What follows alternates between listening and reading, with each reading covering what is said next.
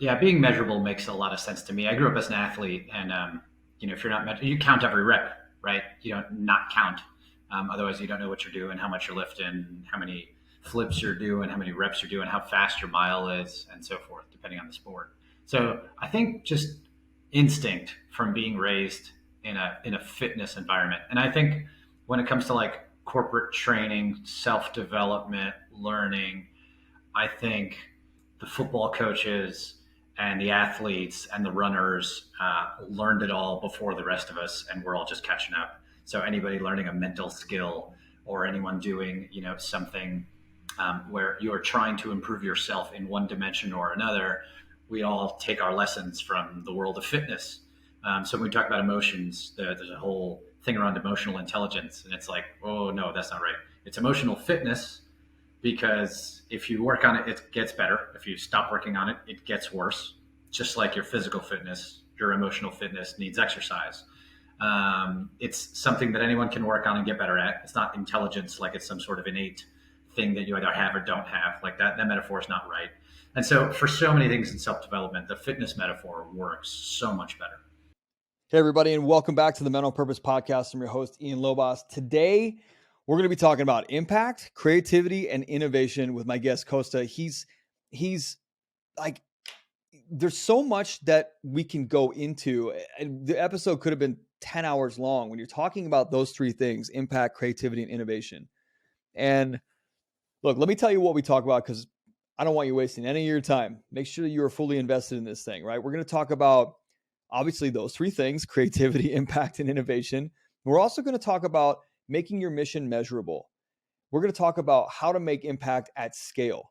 We're going to talk about leading with humor, the study of creativity, making sure that anything's possible in your life, reclaiming creativity in your life if you've been stifled or kind of smashed down by school or your parents or society or your job, how to get it back, creating habits of innovators. And he gives us 5 different habits of great innovators, how to come up with new ideas, how to co-develop ideas and test them on an audience. We're going to talk about evolving ideas, how comedians do it, how other people do it, how many ideas or how to have ideas that make you better. We're going to talk about staying with something and sitting in something versus running from something. We're going to talk about that through free diving, which Costa also does. And then we're going to talk about the difference between stubborn and persistent when it comes to being innovative or being creative or coming up with new ideas or going after a business or working on a product. It's a really cool episode. Let me give you a little bit about Costa, and then we're going to get started. So Costa began life as a creative misfit, using his imagination to spur havoc and laughter and occasional unintended success.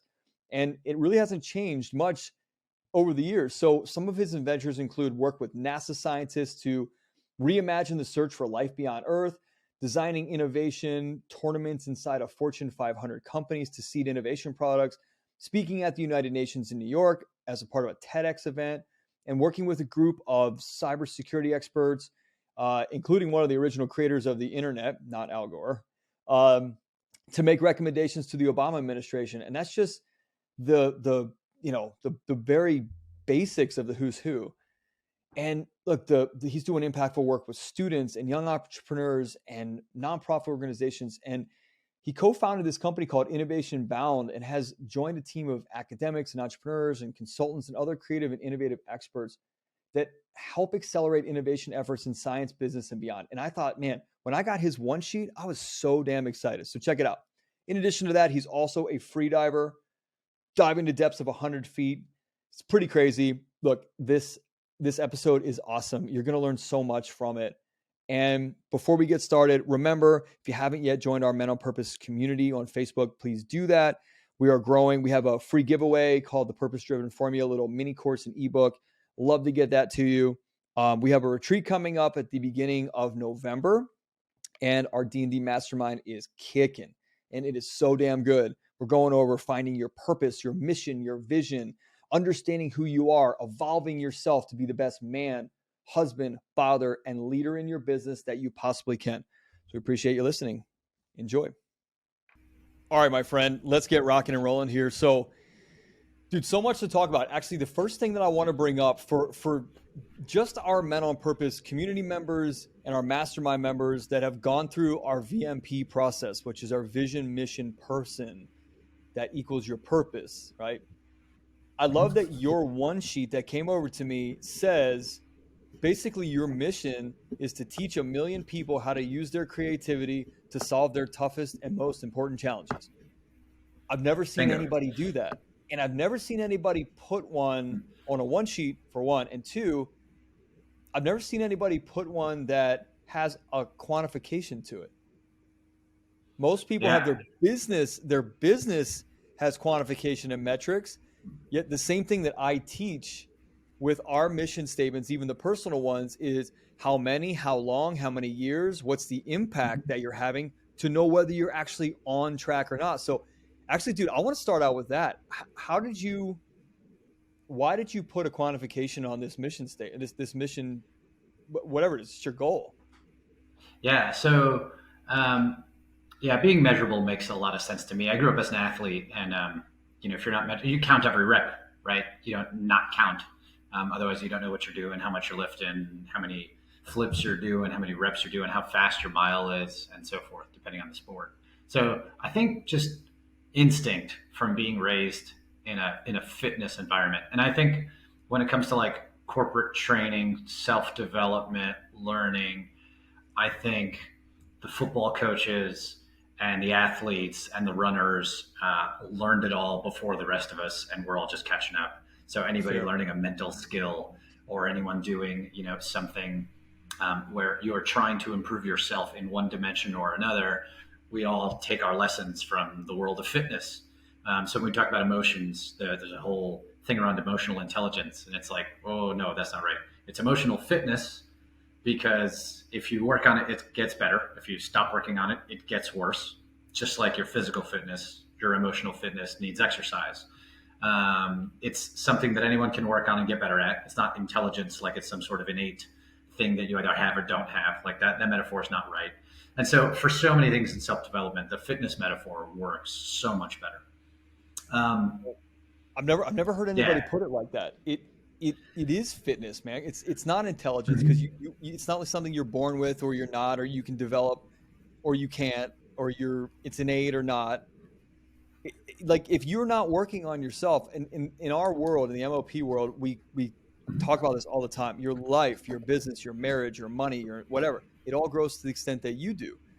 And if you aren't working on you, the man, and for you women listening, you the woman, if you're not working on you, you cannot possibly expect for any of those other things to change because you're the common variable in all of it. And you haven't changed.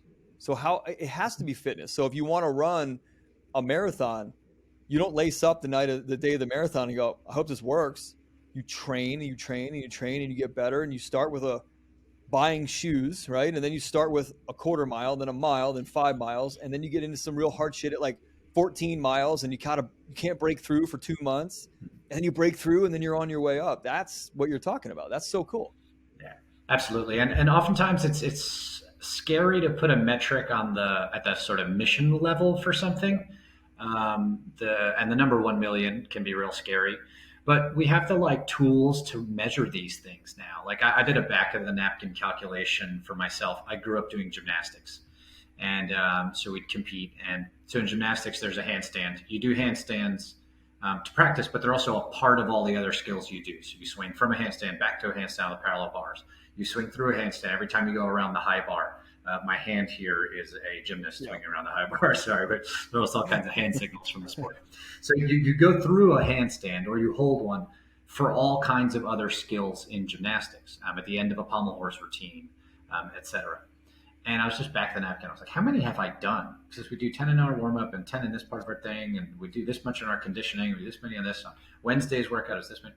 And I ran the numbers and multiplied by like number of weeks in gymnastics, number of years, etc.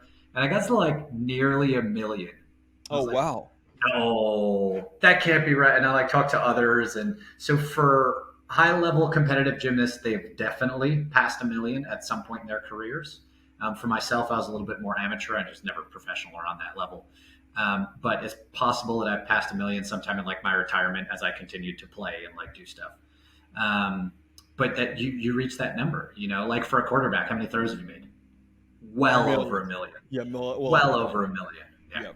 yeah. So, Well, and an it's NFL cool to put a quarterback. number on it. Yeah, Say an again? NFL quarterback. Oh yeah, for sure. Yeah. It's Mhm. interesting to think about it like that. So I think the programming in me says, or the societal programming, the old real estate agent in me that was trained to like double it, now triple it again. And you're like, wait a minute, hang on. The thing missing here part of the reason why I got so into personal development, a small part, it was still a part, was because every time they would say, "What are your goals?" I'm like, "Oh, I want to make $1 million." They're like, "Cool, double it." And I'm like, "Oh, 2 million." They're like, "No, triple it." I'm like, "Wow, 6 million? Wow, okay, that sounds amazing." And then they go, "Cool, create a vision board around it. You'll get it." I'm like, "Well, there's a big gap between a million and 6 million. There's a big gap." And I always wondered, what's the missing piece of the equation, right? I love formulas, and I always thought it's me. I'm not the guy that can run a $6 million company. I don't even know what the hell I'm doing. And Mhm. so there's that program piece of me that says, why only a million people do you want to serve? Why not 100 million? Or is it a million for a certain period of time and then you'll open up? By the way, this is not what we're meant to be talking about. I just was fascinated by That's that. right. Yeah. Why a million? I think a million is large enough to have a significant impact. I think when you teach someone how to use their creativity to solve problems, and when I say use creativity to solve problems, that's like the simplest way I can describe what innovation is. And so for my day job, I work mostly with scientists and also with business leaders, and we design and run workshops and conferences. So one week I'll be working on building synthetic cells with the National Science Foundation. We did that in 2019. A month or two later, we're working on using artificial intelligence and supercomputers to enhance cancer therapies. That was the summer after. We've worked on reimagining the search for life beyond Earth. We've worked on circular economies in Cyprus and Malta, which are island nations in the Mediterranean. All kinds of different, just really interesting challenges that humanity is facing, and the scientists here are on the bleeding edge, and they're generating innovative and interesting research ideas to potentially solve these problems. And so my job in the room, I'm not a scientist. My expertise is human creativity. So psychology, I guess. Um, and so my job in the room is to help that group of scientists think as creatively as they can across their different disciplinary boundaries, working together collaboratively, so they can generate innovative research ideas and solve those problems. Hmm. And in like 15 years of doing this, 15 years, a decade with scientists, probably 4 years before that with a nonprofit, and another 8 or so intermingled in working with businesses and corporations. And in all that time, there's been this big realization that like innovation's not just for people with big budgets and shiny Yep. laboratories; it's for all of us. And so the mission part is this: okay, how do I give back? How do I take this stuff that we've built when we get hired as high priced consultants or whatever? How do I take that stuff and make it accessible to people? So the million number for me is proof that it's accessible. So, okay, you can write a book, but if nobody ever reads it, well, I guess you didn't write well enough, or you didn't market well enough, or whatever. It wasn't accessible. Maybe it's because it wasn't well known enough, or not interesting enough that people who read it tell others about it. For whatever reason, you didn't kind of hit the mark. And so for me, the mark is like if it goes past a million, great. But at a million, I think I can feel good about having made that material accessible to people. Got it. How do you And let me go ahead? Go ahead. I want to add some color in that, like, okay, so innovation that costs $1 billion and a bunch of shiny laboratories work on, we all kind of recognize that. Creating an iPhone, building a space shuttle, et cetera, we all get that as innovation. But what's really profound is the everyday innovation, because someone somewhere may have invented music once, right? But every song, every rhyme, every beatbox, every lyric written since then is where all the richness and value comes from. And so the initial invention of something can seem really glorious and profound, and it is, and we should celebrate it. but each of the incremental bets, everything we build with that invention is where all of the value is at. The internet was created by some small group of people somewhere, and then maybe a larger group of people after that helped grow it. But everything we put on it has made it this valuable resource to everyone. And so, what is the role of the individual? It's to grow your small business, to teach your kids healthy habits, to overcome whatever challenge it is that's facing you, because the richness that you bring to the world through that is valuable to all of us. And so, like, I just want to elevate everyday innovation where it belongs, which is on par with breakthrough innovation. Like, those are both hugely valuable to society. We just don't always glorify the latter, the everyday innovation, because we think of it as like small for some reason. It's like, well, not at all.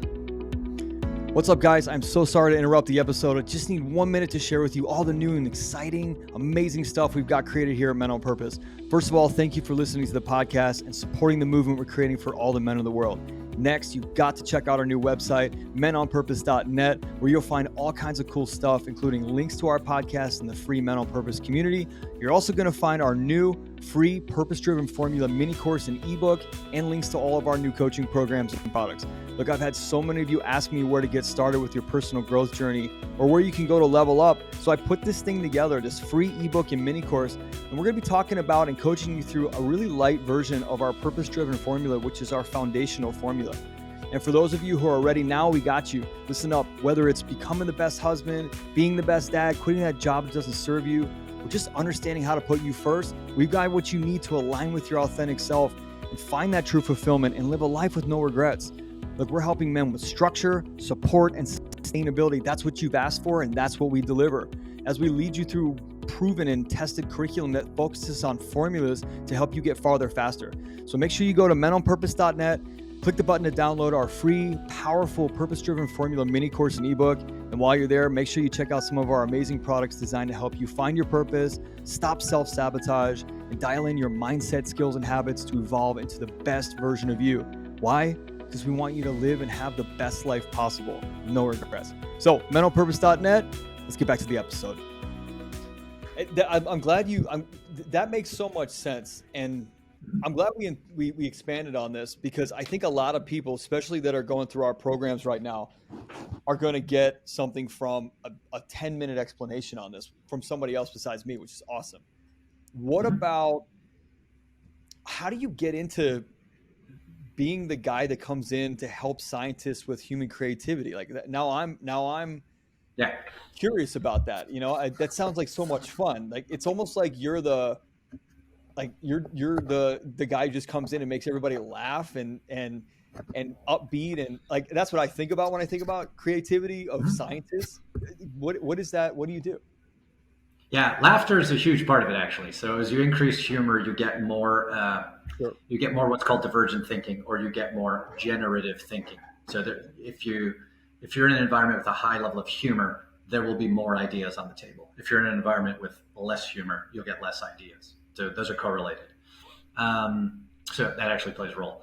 How did I end up here? So there's an attitude piece, and then there's the sort of technicals. The technicals were just, I was hosting a TEDx event in New York City, and the founder of this company that I now work through, No Innovation, he spoke at our event, and he really liked sort of how we produce things. And he's like, would you come on board? And for the first year or so, I was just kind of taking photos, shuttling supplies back and forth. I was 22, 23, something like that.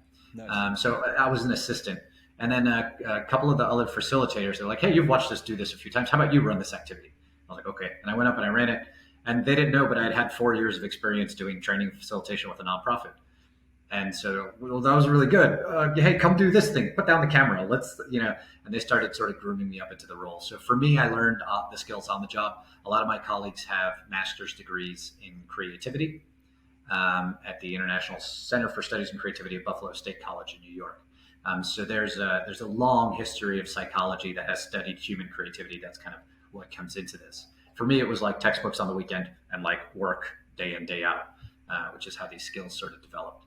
And then a little bit of natural inclination. So that's the attitude piece. So for me in gymnastics, one of the coolest things was the moment when you do something that you didn't think you could do, or you didn't know you could do. And it happens for every gymnast. As a coach later, you get to help others have these moments, and it's what lights you up and keeps you going. Um, and so for me, a really big one was what's called a Kovacs. So on high bar, which is probably my favorite event in gymnastics, you swing around a steel pipe, and you swing around, handstand at the top, swing down, swing back around. And so in swinging around the bar, a Kovacs is when you let go at the top, you do a backflip over the high bar, and you catch it again. So swing around the bar, let go, backflip, catch the bar. Really hard, really scary. If you let go too early, you land on your stomach or your head on the bar. It hurts. It's bad. Like you really need to not do it wrong. If you let go too late, you're safe, but you're not catching the bar. So there's this razor thin margin of where you have to be, and then you have to have the awareness to look up and catch the bar. Right. And I was told I was too tall. I started gymnastics too late. Can't do it for this or that reason. And I'm Greek, so one of my energy sources is spite. And so I just kept at it. And it took a year. And after a year of training this thing, I caught one, which just was unbelievable in that moment. And that I think was the first time that life taught me this sort of one lesson that has been true, and it's been teaching me that lesson again and again. And it's just that anything is possible, good or bad. Bad things happen in life, good things happen in life. You can do incredible things. You can block yourself from doing incredible things. Anything is possible.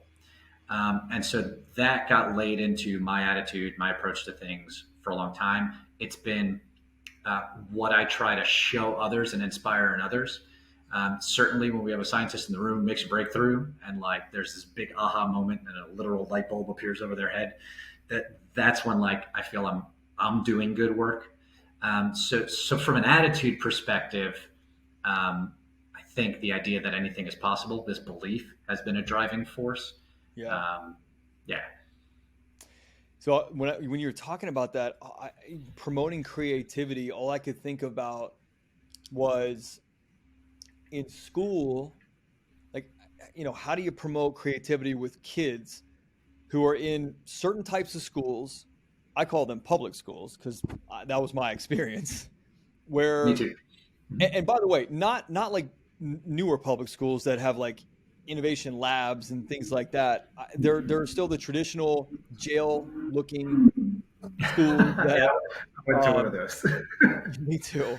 And what I think about is a kid like me, and maybe you too, who was a little bit into other things besides the schoolwork. Mm-hmm. And I was not challenged as much as I could have been. And I was bored and I just was not interested. And I just wanted to exercise my creative mind.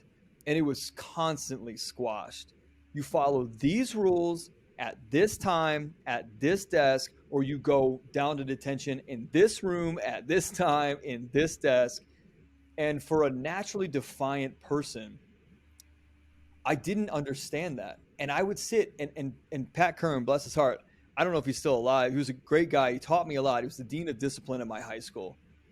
And a lot of times I was in there alone. And this poor guy to sit after school in the hot, there was no air conditioning, and just sit there and look at me. And I would just ask him questions. And my questions were legit, and they oftentimes bought me more detention. It was curiosity about, why am I here? I'm in detention. Sir, I'm in detention. Can you answer me a question? I'm in detention because I asked for clarification on something. It's a school.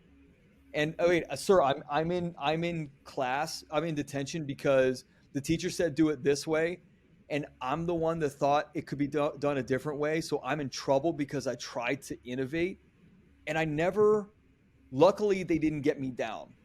Yet in my dad's business, in the shipping business, all I wanted to do was be creative and innovative. In my real estate business, I started losing the love for it because all I wanted to do was just build and be creative and build houses and rehab houses and not just go out and go to listing appointments and sell real estate. How do you, I think it's twofold question. How can parents ensure that their kids are being innovative if they're in one of those situations where they're squashed? And two, how can adults who were those kids who were squashed innovation and creativity wise, how can they tap back into that now? Because there's so many adults that are squashed. These are great questions. Oh yeah, yeah. In a room full of people, if I ask people who thinks of themselves as creative, just a show of hands, it's always a sad amount of people, Oh, less than really? half for sure. Yeah, in like a typical room of people at a random event, yeah, less than half will think of themselves as creative. Um, so a couple things.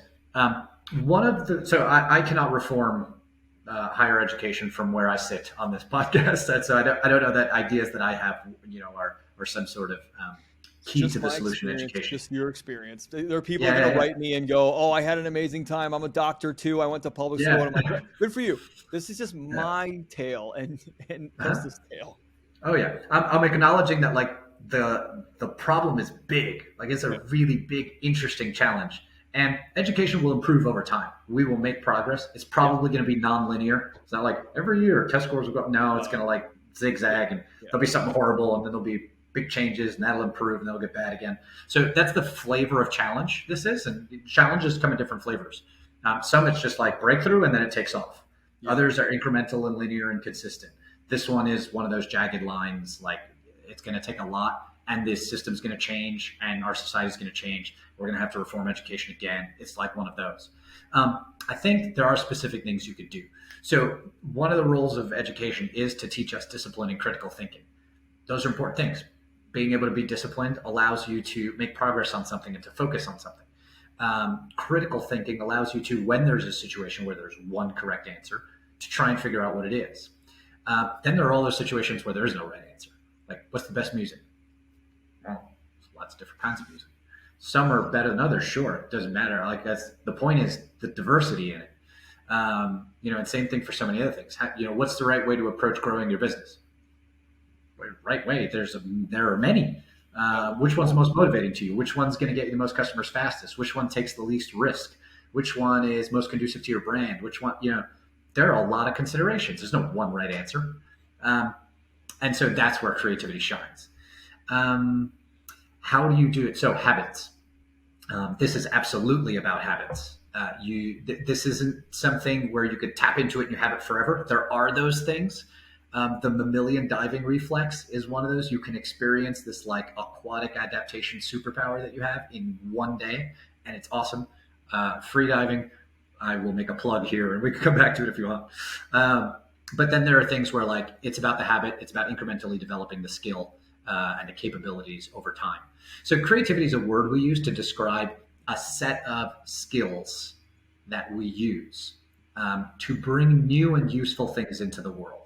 So when we use the word innovation or the word creativity, when we talk about a product, like a goal, an outcome, a mission achieved, we talk about that was really creative or that was really innovative. What we're saying is it's new and useful. If it's just new, it's a novelty. If it's just useful, well, it's useful, it's valuable. We call it useful, valuable. We don't use the word creative until there's a novelty or a newness element and a value element.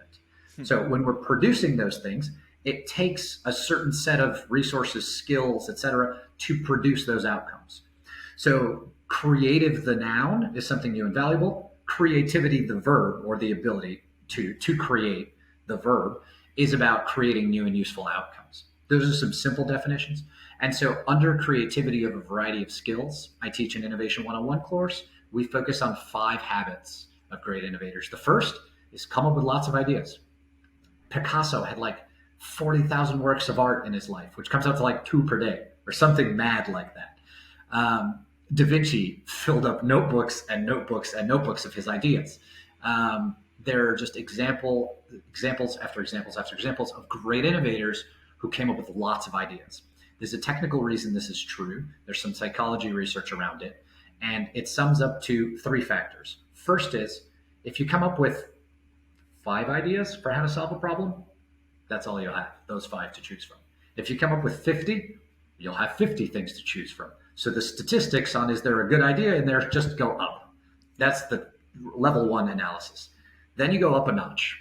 And this one gets interesting, and let's do a demonstration. So if you throw 3 fingers up and you think of 3 different superpowers, and if you're listening, you can follow along.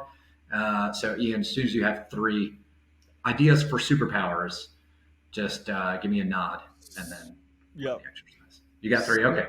Yep. So don't tell me. Okay. So flying, super speed, super strength. If I name one, put a finger down. So flying, super speed, super strength, reading minds, communicating telepathically, walking through walls, climbing on walls, super intelligence, breathing underwater, um, time travel or controlling time, and controlling elements, fire, wind, water, etc. Okay, what did I miss? I was thinking about like a superpower that I would want, like Yeah, insane memory and cool. recall. Yeah. Awesome. Yeah. Okay. So you And got, so all that's the other a two. one on a three. So the idea is that when you ask the human mind, when you ask the brain a question, it reaches for easy answers. And so in the case of superpowers, it's like, what did I see recently in a Marvel movie? What did I Yeah. read in a comic book as a kid? And in different cultures, they're different because you have different superheroes in different cultures. But you reach for the easy stuff first. So the second reason that coming up with lots of ideas is a great habit for developing your creativity and being more innovative is that as you go, you get more and more novel ideas. The concentration of interesting ideas gets higher as you generate more. So your first five ideas are probably the most boring. It's like, what? We've all been working on like subpar solutions for all the creative challenges we have because we stop at like three, four ideas. Oh, that idea is good enough. Let's try that. You're constantly getting good enough if you keep going with one of the first ideas you generate. It's like, no, Yeah. sit down, generate 100, generate 150 ideas. Like if you're starting a business, really want to be an entrepreneur, this is your route. You've tried two different things, they didn't work. Sit down and generate 150 different business ideas or more. So let me ask you something real quick. How do you know when you're just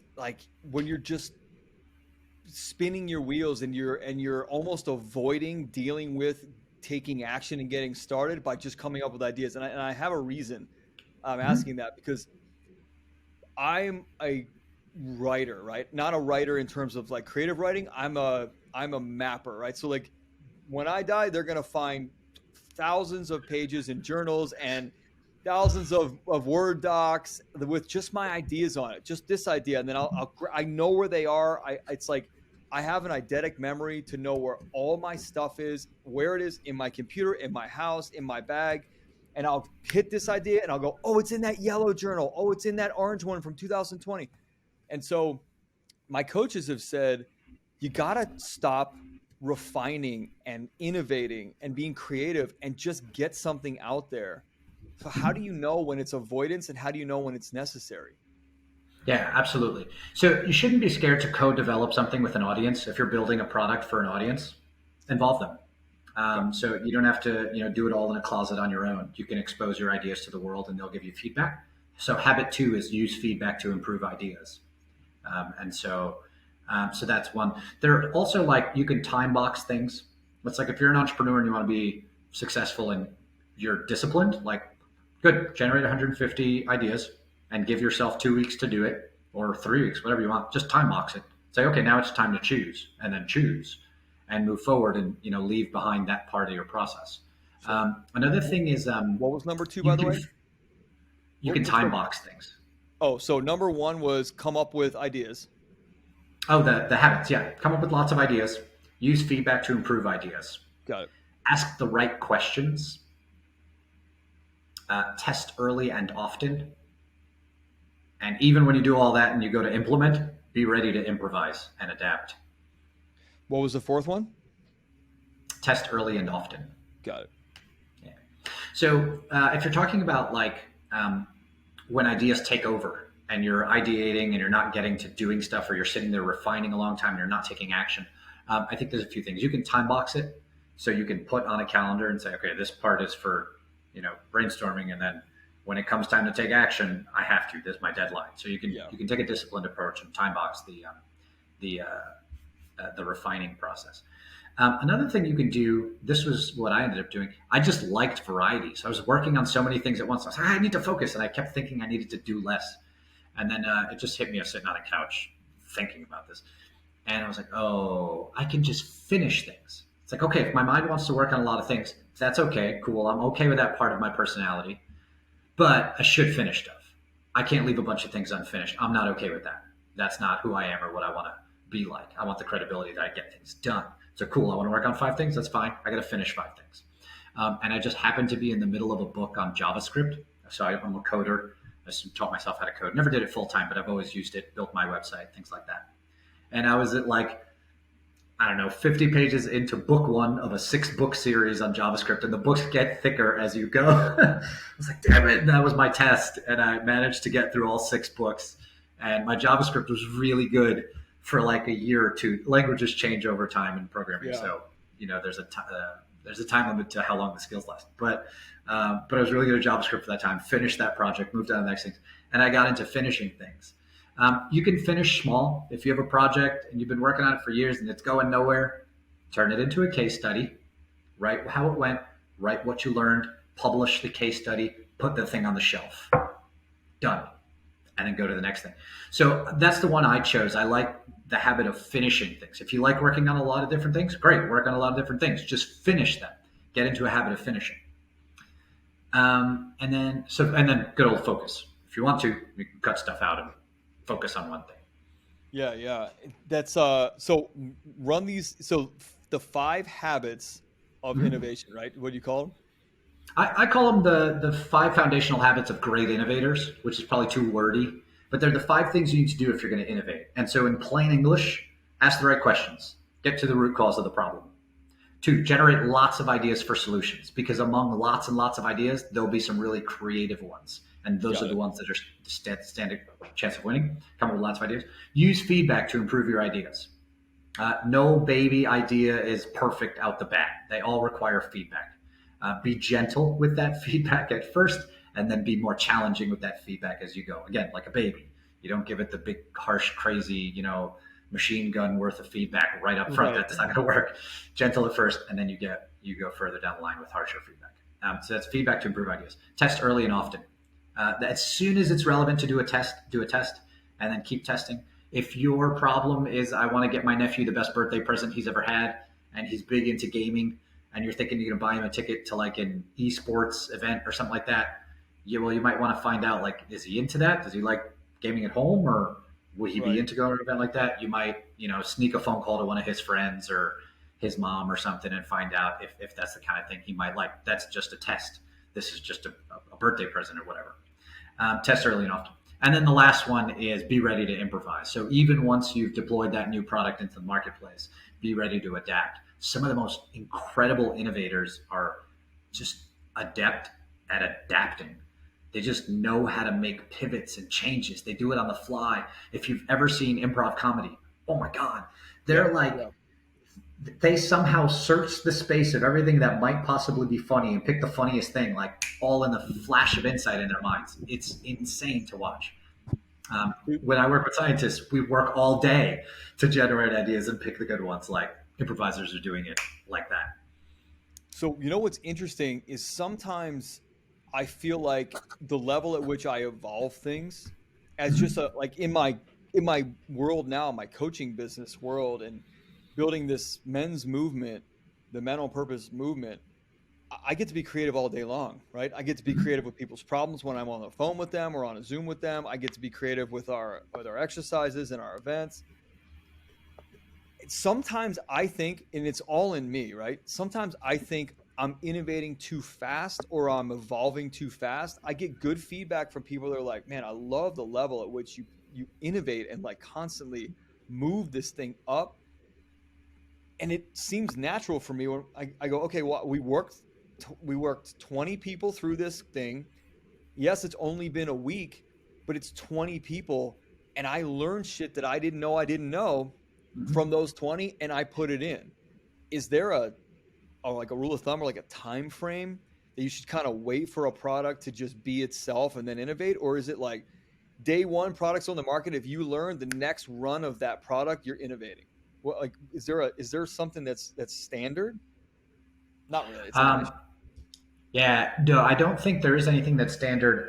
There are insights that come from statistics.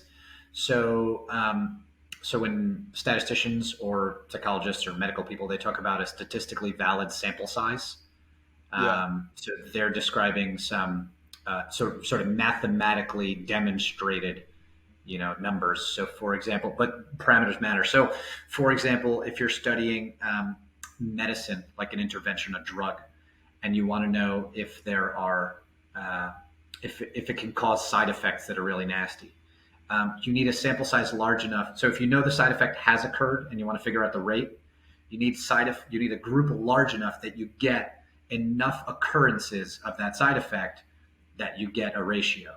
If you go until you get one, you don't know, is it a fluke? Is this 1 in a million, 1 in 1,000? We don't know. We only have one so far. Two, Yeah. three. You got to get up to some number. I forget what it is. Yeah, this is searchable. But there's a number, 10, 20, 50, I don't remember. But there's a number where the statisticians will say, look, once you're up to that, you can say with 95% confidence that that's the ratio. So sample, So you're talking about sample size is if it's 1,000, then you have, yeah, okay. yeah. These days, with computer science, the way it's tracking literally everything, wow, they could just, here's the number. Like, there's how many occurrences we have. We're tracking all of them. So that's another way. Time learnings. I think it's going to be really contextual. Like comedians, for example, is a really great category. Stand-up comedians. They test their new material all the time, right? To get up on stage, to try something. I don't know how many different ways they try a joke before they go, that one's no good. They might try it 4, 5, 6, 7 different ways. They might try it the same way at 2 or 3 clubs. It's just so they're not, it didn't go out on a fluke the first time. They're probably thinking about delivery in addition to the literal words of the joke. But that might be an interesting place to go if you're talking about human to human, like a coaching intervention. It might be interesting to look at comedy as a parallel. Yeah, what's interesting is I've heard so many interviews by Jerry Seinfeld, a lot of them on Howard Stern and a couple other podcasts that he, I think, reluctantly did. And he would say, like, somebody was talking about the science of his comedy. And they said, do you think that you just got lucky because there wasn't the internet in the late 80s, early 90s, and that's how you got so popular, and then you got a show? And he goes, no, it's talent. You know how Jerry's just very direct? No, it's talent. Like this terrible Jerry Seinfeld impression. So they started digging into that, and they talked about like being hopeful and faithful and that kind of thing. And Jerry's like, no, it's hard work. He said, look, I got so granular that I tested my joke out like 10 times, and I tested out each part 10 times. So, because Jerry's not just telling a joke, he's crafting a sentence. He said, so I tested it twice at Caroline's, twice at the Comedy Cellar. I flew to LA twice. So 5 different places. He goes, I knew the measurable of the audience on the West Coast is different than the East Coast. And the audience in Florida versus New York City, they're going to laugh at different points. So I need to make sure this joke hits in all 5 areas. So when I get to LA or New York and finalize the joke, it's the right word at the right time that makes that gets everybody from all 5 places. And I thought that was so damn cool, because you think, all right, like if you hear Louis C.K., he's just observing shit out in the world and then getting on stage and talking. That's how it feels. But Jerry feels very scientific and yet very in flow, yet there's so much science behind it. So I just thought that was so interesting how he was running his own science experiments for where to put the word the, or where to put, which element is the funniest. When he was telling a joke and there was a periodic table in there, and he said, I went through every element, ran the joke in every element, and boron was the funniest element. And so of course I put boron, because like Howard Stern asked him, why didn't you put mercury or anything like that? He goes, in Jerry's comedy, mercury's not funny. Why would I put mercury? Mercury's not funny. Boron is funny. Yeah. So that's just so cool how, we're talking about sample sizes and comedians, and it brought that up. And I thought that was so neat. So call back to the comment earlier about why you should come up with lots of ideas. So the first reason is, well, among more, there's more likely to be some good ones. 2 is, as you generate more, you get a higher concentration of good ones. 3 is, as you practice doing this, you get better at doing it. So like coming up with boron, like on the fly, that's more likely to happen as you practice this skill. Right. So there's this training you get over time. And so as you work on it longer and longer, you can generate some really interesting things on the go.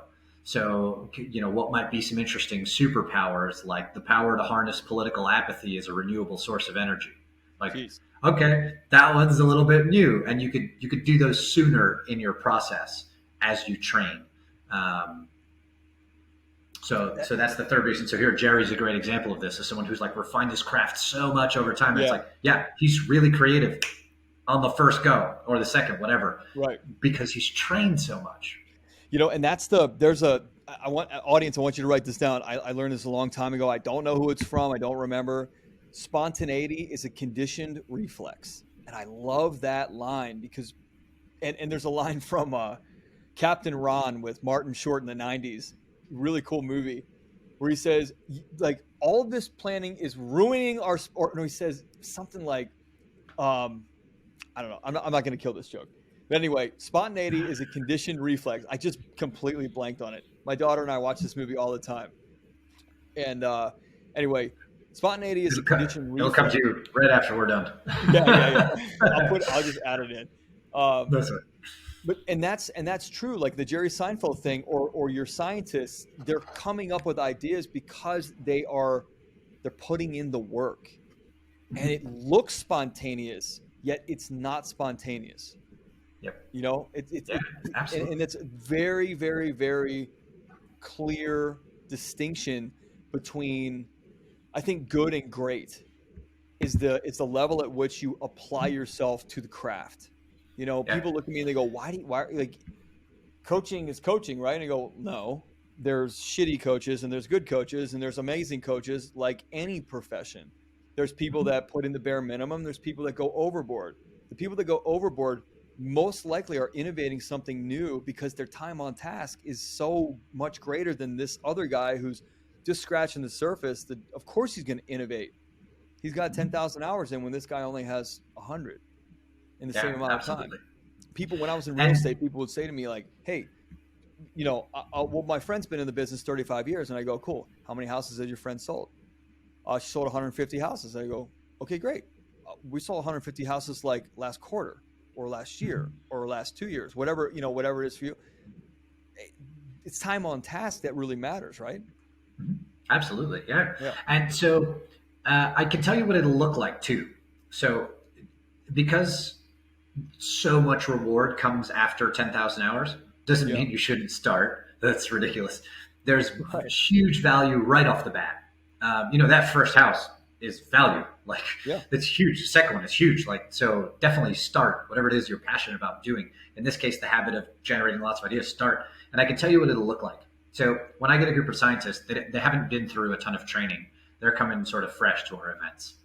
And we make them generate probably 150 to 200 potential research ideas. These are 1 or 2 sentence research ideas. They're doing it on day 2 of their event. So they've gotten to know each other. They've sort of hashed out some half-baked stuff. And then Friday is Shark Tank. So this is Tuesday. On Friday, they need to pitch for funding. And there's 10 or 20 million bucks up on the line or whatever. They're pitching for a portion of it. And so on Tuesday, we have them generate a whole bunch of ideas. These are big Post-it notes, blah, blah, blah. And we color-coded them recently. We did 2 or 3 events. We wanted to measure. Like, we know this from our practice and from reading psychology literature, but we're like, let's go measure and make sure that stuff's true. Totally true. And so what we measured is we color-coded the Post-it notes. We had 4 different colors.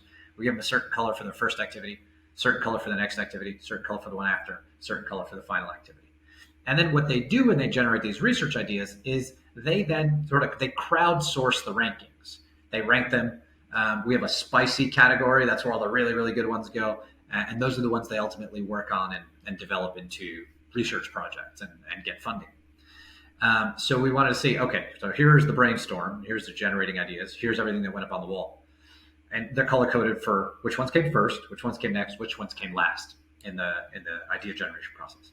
And then we wanted to look at the ratios for how many from each category made it to the spicy wall.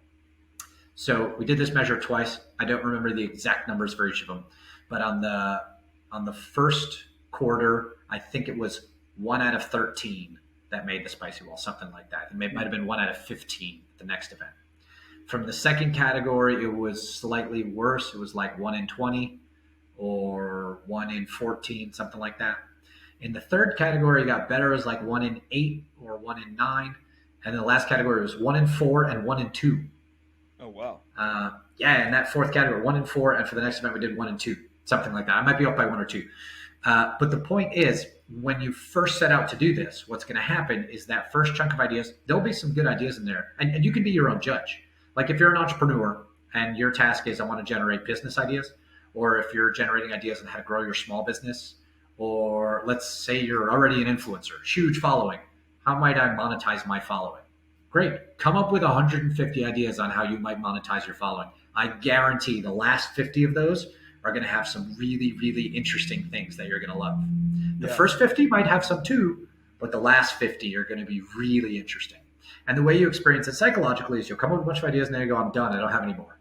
I'm done. You'll go through a lull and you go wash the dishes. And in the middle of washing dishes, you'll have 6 more because you relaxed. And so you come back to your table and put up a bunch of the rest of them. You'll go through a bunch more. And so you might go through these little lulls where you're like, I don't have any more. It's like, no, the very best ideas you have are on the other side of that little lull. You just have to relax, like do an activity, come back to it, however you want to relax. As soon as you calm your mind again, you'll have more. Yeah, man, I get that, and that's training in itself too. To know when, like, to train your brain to always be spitting things out, and to train yourself to be ready for when those things do come out. I mean, I write so many notes on my phone or like little stickies or napkins in my car. I started carrying journals with me, little journals that I'll transcribe into a big journal. I got tired of transcribing, so I started taking pictures, and I just made an album on my phone that has all these ideas. And then I started having my VAs transcribe them into a Google Doc. Then Cool. now I keep everything in a Google Doc, or like if I don't write it in a Google Doc on my phone, which sounds completely like duh. If I don't do that and I just want to handwrite it, because I honestly like handwriting, Cool. then again, picture, and then it goes into the Google Docs. So everything's in several different Google Docs. So last thing while we finish up, or before we wrap, Yeah, I of want course. to talk to you about free diving, because the thing that I think about, the fear that comes up when I look at free diving, and this is prevalent in a lot of things, is when you're in the middle of it and you are starting to freak out, or you're starting to run low on oxygen or whatever it might be, even though you're practiced, let's take that element out. The element of, I want to get the hell out of here now, that freaks most people out, right? Oh yeah. Airplanes, underwater, tight spaces. You're 100. I mean, I don't know, how deep do you go in free diving? 100 feet? I've been to 108, 113, something like Okay. that. So at Those are my 108, deep dives. Yeah. dude, that's deep, because there's a lot of stuff happening in your. I've done deep water scuba dives, and I know what's happening in your body. Mm-hmm. Like mortality wise, you can't escape. You have to be in it and train your body and brain to relax and calm, because you will die if you shoot back up to the top. And oh, yeah, you'll die. And from 100 feet, if you didn't do a controlled ascent, you'd die. That's scuba. Yeah. Oh, well, scuba. Okay, so free diving is a little different. Oh yeah, because you're on one breath. So you take a breath in, it compresses as you go down, it expands back out as you come up, same amount of gas. So Got it. Oh, got it. Okay. you're not free of the bends. There are free divers who do, like if you're doing more than 25 meters repeatedly, Yeah. then you actually can get the bends. You can get narked like scuba. So there are some dangers. I don't mean to say there aren't, but in freediving, you take a breath, you go down, you come back up. There's no safety stop. Got it. Okay. So still the question is, how do you actually train yourself? Because this is in business, this is in marriage, in relationships. When Yeah, people are in situations that they are uncomfortable in and they want to get out quickly, how does someone train themselves to stay in and just be in it and move through it versus escape from it? yeah, absolutely. So in freediving, So, for those who don't know, free diving, breath hold diving, you take a deep breath, you swim down the water column in the ocean or wherever, you come back up. That's the basic premise. So, you're out there with a wetsuit, some fins, a mask on your face. That's the mode. There is no tank of air on your back, right? You're doing it just with your breath. This is the way dolphins dive, turtles dive, etc. This is the way marine animals that breathe air dive into the ocean. There is something called the mammalian diving reflex, or just the diving reflex.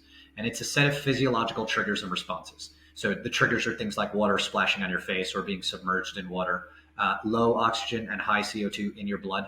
Your body can detect that. There are other triggers. And the responses are things like blood shunting. So the capillaries in your arms and legs constrict and they push blood toward your core. Capillaries there expand. And so it increases oxygen delivery to your heart and your brain, your vital organs, basically. So it redirects oxygen to vital organs. Another response is it lowers your heart rate.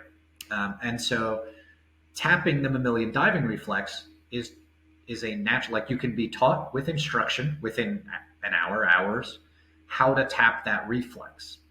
And then with training, it gets even better, which is cool. But it is a set of aquatic adaptations that's built into all of us.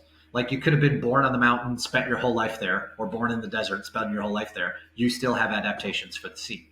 They're built into you. Which is really, really cool. Like there's a superpower in you that you've inherited from, evolution, and you get to tap it. And so nothing I say is training. Please don't go hold breath holding anywhere. I can't be liable on this podcast, but definitely go check out a class and do like a level 1 freediving class. It's epic. Actually, we have a corporate training experience that we created. We're taking business people out to do freediving. And what we're teaching them is the breathing techniques that we use to induce the mammalian diving reflex induces a deep sense of calm. In addition to redirecting oxygen, et cetera, drops your heart rate, so your heart's beating slower, and it induces a deep sense of calm. And then we're making that relevant to like negotiations, the boardroom, speeches, any high stakes situation in business where like grit isn't going to cut like this high energy, aggressive, like that's not what you need right now. You're in negotiations, like you need to be calm and focused. And that's what's going to win you the best deal here, not like this lean forward aggressive thing. And you judge for yourself when it's necessary and you deploy it. Like, I don't know, it's your business. Sometimes grit is absolutely what you need. But sometimes it's calm. So in the freediving universe, we use breathing techniques to induce that level of calm. And then you train it, and over training, it gets even more active. My instructor trainer, he's the founder of the agency. He's a world record freediver. Dude dove to 400 feet and back on one breath. Damn. How long is that? Insane. Is that like 10 minutes? No, it's like a 3-minute dive. They do it with a monofin. So they've got a fin. But imagine a football field, right? Like, could you ride a bicycle? Never mind walking. Could you hold your breath and ride a bicycle across a football field and back without passing out? Probably not. Is that why you see freedivers do those like really big inhales, exhales before they go under? I always thought it was just loading with oxygen. And as I understand breath work today, I now know what they're doing to flood the body and like to put the autonomic nervous system into a calmer state. Mm-hmm. It's interesting. The breathing we teach in the level 1 is basically relaxed breathing that brings your heart rate down. That's the first thing we focus on. The more advanced stuff they do in competitions, they do what's called packing. So they add a little bit more air to their lungs. They pressurize their lungs. If you pressurize your lungs, you can get an embolism. Nobody do that. This is not an excuse to do that. But the competitors do. They do it very temporarily because as soon as they turn and dive down, their body's under pressure. Their lungs go back to a normal volume. So for them, it's an exercise they do. They condition themselves to do it. Please, nobody do that. But they're adding extra air. They do what's called packing, and then they add extra air when they go down there. So let's say they've got an additional like 10%, 20%, something like that. It's interesting that there's so many things from the sport world and the business world that can go together. And it sounds like, it's all competition in some capacity, but really it's competition with yourself. Like I remember in real estate, I would say to people, ease up, man. You're not negotiating against me. I can't make a decision. This isn't my house. Ease up. You don't have to be some like shrewd negotiator. you got to understand yourself to go talk to your client and get what you think is the best for them by understanding what is best for them. And I think so many people got so worked up and anxious getting into these situations, they forget to talk to their client about what it is that they actually want, you know? Yeah. And I'm telling you right now, I think it's because a lot of these people in different businesses, different industries, they have lost the creative or innovative edge, and they're just trying to do something that they can just be themselves at, instead of just a robot. And that was me, and I know it's a lot of other people, even in the coaching world, guys who don't innovate their own products, who buy other people's products, or just copy a program that they went through and then start selling it. You're missing something, and I think there's a level of regret, kind of like not spending enough time with your kids or getting divorced too early before you actually try and work on you. I think there's a level of regret that comes from not being innovative or creative enough, and not exercising that muscle. What do you think about that? Yeah, I think that so to go back to gymnastics for me, the other lesson was never give up. And so the attitude of anything is possible speaks to possibilities. It speaks Yeah, to, you know, when there's something really exciting, a huge opportunity, go for it, try. It gets you to start. Then there's the finish side of the equation. And so if you're going to finish, if you're going to achieve, if you're going to give something your best shot, you don't have to approach your life as like guaranteed to succeed. Otherwise, I'm a failure. It's like, no, that's not healthy either. But if you've promised to give something your best shot, never give up until you do. That's totally relevant. That was the other lesson in gymnastics. It's never give up. Like just because you fell off a pommel horse, hit your knee, banged your shin on the high bar, got an injury. Injuries will knock you out for 6 months. You got an injury. sure. No reason to quit. Keep going. Your ankle's hurt. Does that stop you from doing handstands? You need your ankle for handstands? Nope, do handstands. It was crazy how much we took that seriously. Like, no, never give up. Keep working. And I think that attitude definitely comes through in the innovation that I've seen with scientists, with business leaders. Yeah. Not a one of them is the type to give up. I've occasionally seen people have doubt or be challenged, but among great innovators, there's not a one of them that knows how to give up. They just don't know how. So And that skill you can cultivate. That's not a gift from I was going to anywhere. say It's just that's about not a putting in the given. work. That's not an innate. I mean, there are some No way. people that it may be innate, like a very, very few percentage Mm-hmm. of people. How Agreed. does somebody know the difference between, like, since I was a little kid, I was really fascinated with the titans of industry, the Milton Hershey's, the Vanderbilts, like the people that rock this world, right? The Crafts, the Hormels, Birdseye. I how do you know? How does someone know when to give up or not, and shift to another idea versus continue to innovate and evolve, or just keep piling away where it's not stubborn? Like, where's the break between stubborn and like proactive, or I'm blanking on the word. You know what I mean? Yeah. Like, Uh-huh. persistent. Yeah, what's the difference between being stubborn and being persistent? That's a Yeah. fantastic question. I don't know. That's a really good one. Um, I can talk about things that I do. So I try to get a different perspective. If I'm in a position where I'm working really hard and not producing a result, I'm like, something's off. Let me take a step to the left. What does it look like now? Let me take two steps to the right. What does it look like now? I try to get different perspectives on it. So, for example, if you're in a relationship, and we've all been through this, I was in the past, where like no matter what you do, like I'm working on this, it's just not getting better. Yeah. It's just toxic for the both of you, or toxic for one of you. It doesn't matter.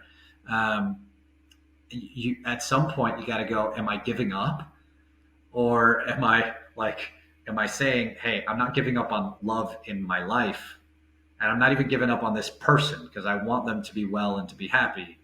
What I'm concluding is that the strategy of the two of us is probably a really bad investment for both of us.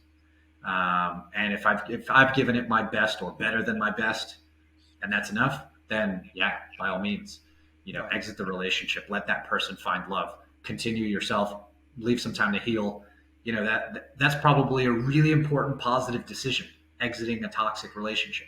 But is it toxic, or have you just not worked on it? Well, that's something you have to decide. I don't know that Yeah. anyone can make that decision for you, including your maybe therapist. Interesting. That's on you. I think that's like a personal perspective. Yeah, I mean, when you're talking I about have no data. relationships for sure. I just watched a show the other day on the Foods That Built America. Fantastic program on History Channel, and it was talking about the guys who started Dairy Queen and the guy and Carvel who started Carvel ice cream, and both of them against every single person's advice who was making hard ice cream at the time. Like hard scooped ice cream. Both of these guys were like, I think soft serve is it. I think soft serve is it. Everybody's like, are you an idiot? And the guy from Dairy Queen, I forget his name, he even invented the machine, and he kept testing and testing. And he said, and somebody said, how do you know when it's good enough? And he just goes,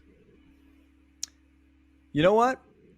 When I turn it upside down and it doesn't fall out, that's when I know it's good enough. And everybody's like, you're an idiot. Nobody's going to buy that. It's going to be too hard. Why don't you just make hard ice cream? And this guy was so focused that when he did the little triple, blips or whatever you call them on the Dairy Queen ice cream, and he turned it over finally and shook it, and it didn't come. He goes, this is it. This is it. And it's like Ben and Jerry. These guys they're not geniuses. They just started putting larger chunks of stuff in because they had a hunch. Yep. And so there's a That's level flying. Flying was invented by bicycle shop owners. Right. There's no credential that you need. There's no gift. I was just in the Outer Banks, and we went to the Wright Memorial. It is interesting how innovations come from a thought, an idea, a vision of just how something should be, like just how this is how it should be. And and a lot of times it's not the Harvard degree. It's not the person with all the funding. Like probably most of the time, I don't know, like it'd be an interesting analysis to do, but like so many of the stories, so many of the innovations, they come from like humble individuals. Totally. I love the, I don't know if you ever listened, the podcast, How I Built This on NPR. Fantastic. I've heard it. Fantastic podcast. So I drove to I was on the East Coast. I drove to the Outer Banks and back with my kids and my mom, and I was listening to a bunch. Dippin' Dots, an ice cream product that revolutionized the industry. The guy was just messing around, and he made ice cream with his parents when he was younger, and he was making it with his kid and his wife, and it was just an old pastime. And he goes, he was working with freezing like seeds at his laboratory where he worked, and they were using liquid nitrogen. He goes, I wonder what would happen if I dripped ice cream in. And he did, and he made Dippin' Dots. And the guy, like, just think about that. Or Siete Foods, which is a Mexican American food brand that is taking over store shelves. Siete. This is just from a Mexican American girl who couldn't eat corn and flour anymore, and she had to innovate. And all of a sudden, they're stamping tortillas out with almond flour, and all of a sudden, someone goes, "Hey, we'll give you $90 million to expand this company." And she's like, "What the hell?" Same thing with Lara bars, by the way.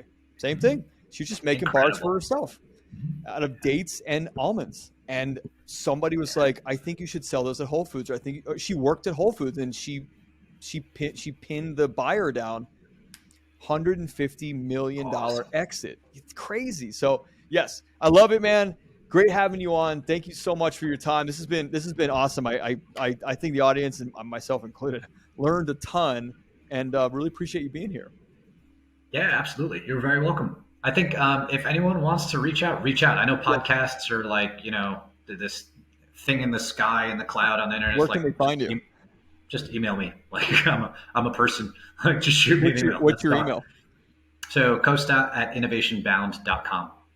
And then if you're interested in, I'll send you a bunch of links. If people are interested in freediving or the Innovation 101 course, we can put a bunch of links in the description. Yeah, we'll have all those in the show notes. Yeah, we'll have all in the show notes.